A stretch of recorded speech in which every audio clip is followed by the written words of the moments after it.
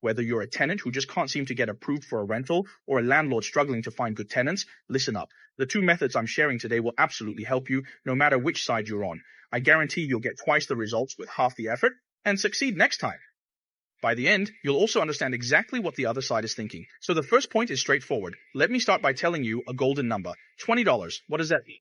As a tenant, if the property you're applying for is listed at $400 per week, you should write $420 per week. Let me share a strange psychological insight with you. Our team manages over 200 properties and has processed thousands of rental applications, so we've seen it all. Sometimes when you offer too much, and I know many people can actually afford it, in shared rentals, if a place is $400 a week and you offer $450, you might scare people off.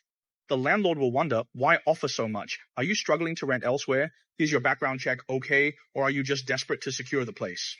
So what about over 21 weeks? Even if you calculate for the whole year, 52 weeks, at most you're only paying an extra $1,000. So I think it's still balanced. If you can rent the house you really want, I think it's worth spending that extra $1,000. And for the landlord, why is that? It's also about $20. For all my own properties, let me use myself as an example, I always rent them out for $20 less per week than the market price. Why? Because let's say your property rents for $500 a week. If I can rent it out just 2 weeks faster, then over the course of a year, the total rent I receive is actually the same.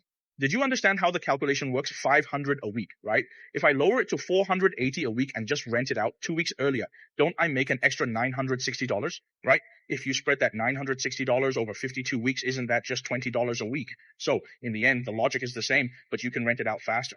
And that's not all. There are actually quite a lot of tenants. And let me tell you, tenants are actually a really smart group.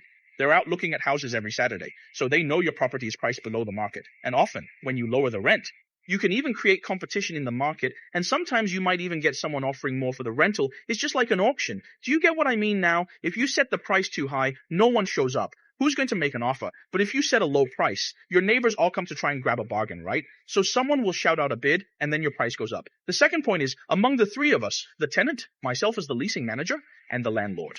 Actually, we're comrades on the same front, or you could say we're all in the same boat. But a lot of people, when they negotiate, they go in too aggressively and treat the other party as if they're on the opposing team. If you have that kind of mindset, the other person can sense it.